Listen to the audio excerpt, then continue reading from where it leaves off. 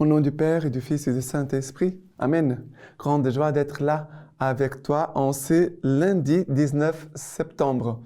Et aujourd'hui, nous célébrons Saint Janvier. Mais nous allons parler de lui bientôt.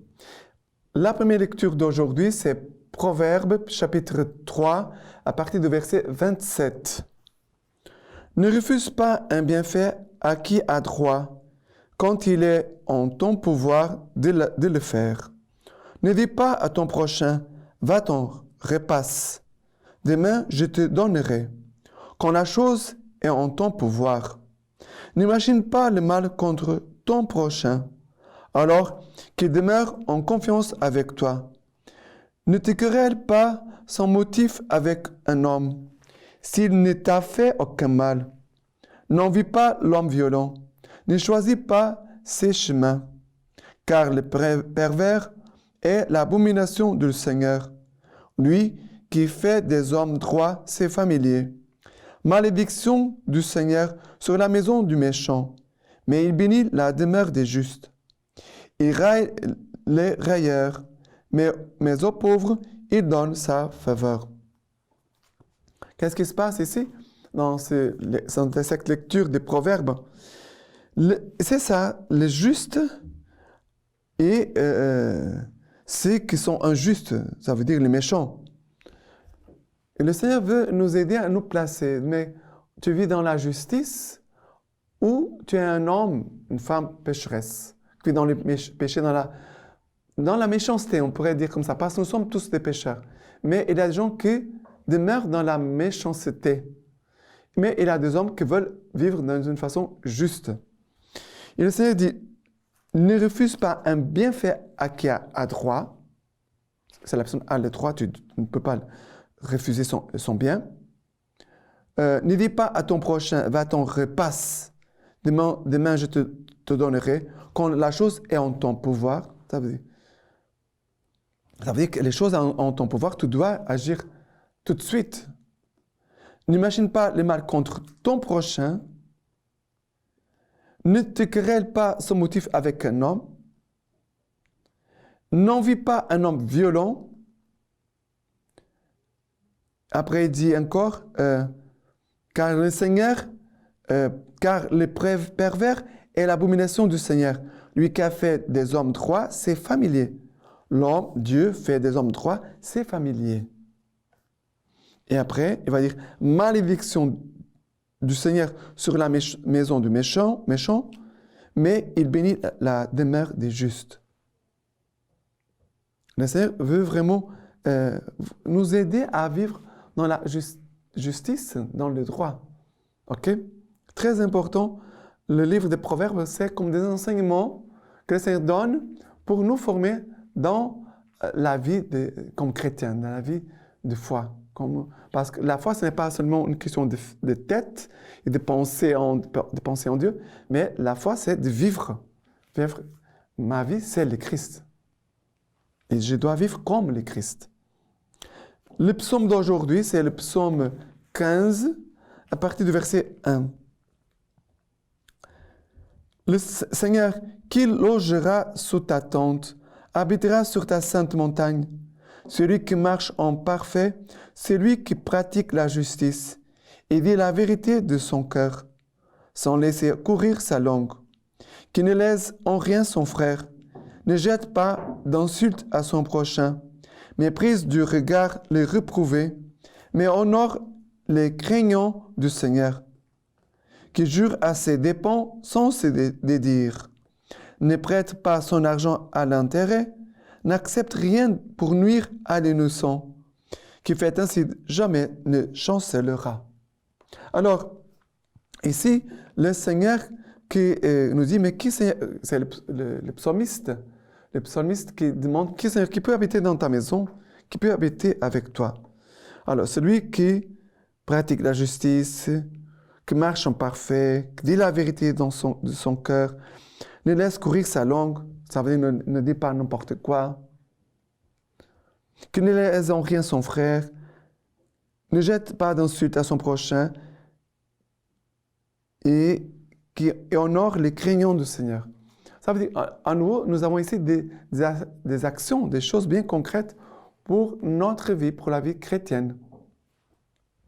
Et le Seigneur qui nous dit, le Seigneur n'accepte rien pour nuire à l'innocent. Celui qui n'accepte rien pour nuire à l'innocent, qui fait ainsi jamais ne chancelera. Ça veut dire, si nous avons des attitudes justes et droites, le Seigneur dit, jamais tu ne chancelleras pas. OK? Et maintenant, l'évangile d'aujourd'hui, c'est Luc chapitre 8, à partir du verset 16, qui nous dit ceci. Personne, après avoir allumé une lampe, ne la recouvre d'un vase ou ne la met sous un lit. On la met au contraire sur un lampadaire pour que ceux qui pénètrent voient la lumière, car rien n'est caché qui ne deviendra manifeste. Rien non plus n'est secret qui ne doive être connu et venir au grand jour. Prenez donc garde à la manière dont vous écoutez, car celui qui a, on lui donnera, et celui qui n'a pas, même ce qu'il croit avoir, lui sera enlevé. Alors ici, le Seigneur nous dit qu'on n'allume pas une lampe pour la cacher, on allume une lampe pour la mettre sur le lampadaire, pour qu'elle puisse éclairer toute la maison. Et c'est comme ça la lumière de l'Évangile, d'écouter la parole de Dieu chaque jour, la vie de prière, nous permet que Dieu nous éclaire toujours dans nos pensées, dans notre façon de regarder, dans notre façon de parler, dans nos sentiments, notre façon de faire les choses, de réagir, de juger, d'évaluer les choses, de nous comporter, nos comportements. Ça veut dire que la lumière de la parole de Dieu, de l'Évangile, doit éclairer toute notre vie, toute notre personne, tout notre être. Et Jésus dit, car rien n'est caché qui ne deviendra manifeste. Car rien n'est caché qui ne deviendra manifeste. Rien non plus n'est secret qui ne doive être connu et venir au grand jour.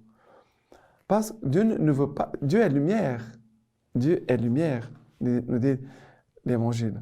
Alors, si Dieu est lumière, il veut transformer tout en nous en lumière. Tout ce qui est caché doit venir à la lumière. Ah, mais j'ai honte. Mais il faut être humble pour permettre à la lumière de nous éclairer, de mettre à la lumière. Non pas pour nous vexer, mais pour nous faire marcher avec vérité, nous faire marcher avec humilité et aussi vérité. Sinon, on peut avoir une vie, comme Jésus souvent dit aux pharisiens, hypocrite.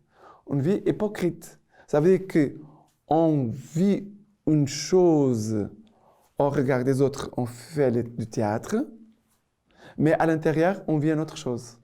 C'est comme quelqu'un qui est à la maison, dans sa maison, dans sa privacité, là où il habite tout seul, il fait tout ce qu'il veut, il va faire n'importe quoi, mais quand il sort, il est très sage, il donne une bonne impression aux autres, les gens vont dire que très bien de la personne, mais on doit savoir que Dieu voit tout.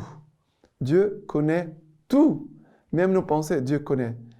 C'est pour cela que le Seigneur nous invite vraiment à laisser la lumière, sa lumière de nous éclairer. Car celui qui a, on lui donnera. Et celui qui n'a pas, même ce qu'il croit avoir, lui sera enlevé. Ça veut dire que la personne va tout perdre. Ça ne vit pas une foi cohérente. Ça veut dire, ce que je suis, voilà. Ce que je vis, c'est ça. Je ne me cache pas. Je n'ai pas de visage. Il y a parfois des personnes qui ont comme un visage ici pour les autres et après un autre visage pour des autres personnes. Ça, ce n'est pas vrai. Ce n'est pas la vérité. OK? La lecture patristique d'aujourd'hui, de Saint Janvier, évêque et martyr. Janvier, évêque de Bénévent, subit le martyre à Pouzol en 305. Au siècle suivant, Ses restes furent transférés dans la banlieue de Naples. La cité les choisit pour son protecteur, mais le culte de Saint Janvier a passé les mers.